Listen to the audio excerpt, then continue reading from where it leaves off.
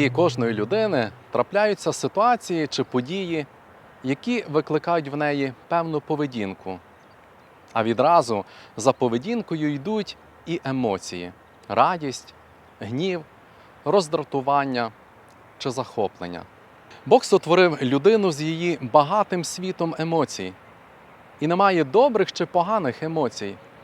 Є лише наш вибір, як поступити в тій чи іншій ситуації. Наприклад, гнівом ми реагуємо на небезпеку, але гнівом ми можемо і зненавидіти людину, і тоді гнів стає одним із головних гріхів. Так само сум. Коли ми дозволимо собі пережити це відчуття, ми зможемо оцінити, що таке радість. Але коли людина тільки зупинилась на сумі, то вона може попасти в депресію. Бог сотворив людину прекрасною, але за людиною завжди стоїть вибір.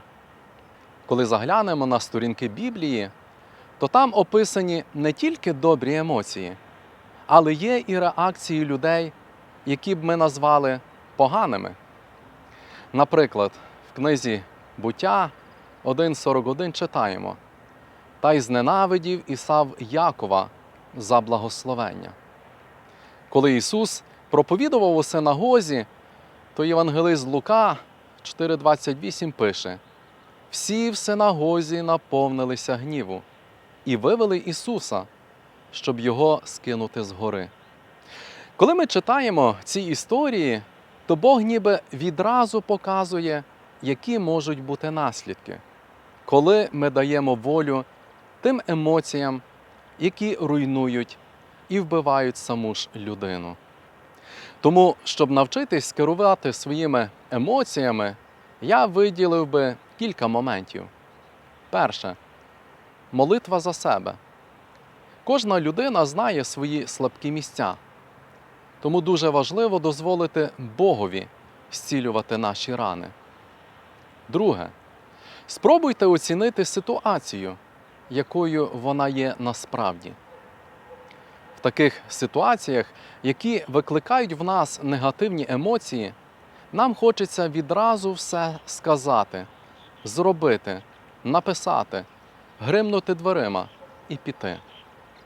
Саме тому говорять, те, що ти хочеш зробити зараз, зроби це за 72 години.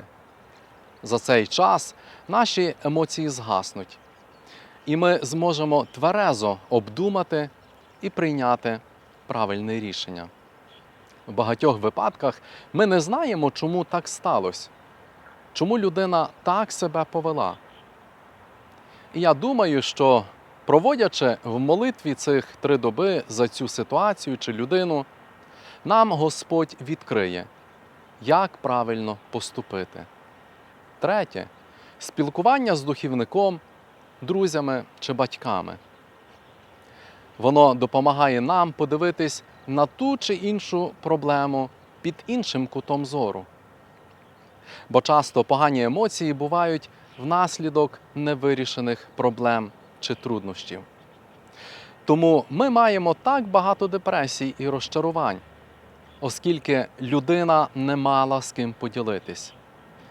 Вона не мала когось, хто б міг подарувати їй свій час, увагу та любов. Зуміймо довіритися іншим.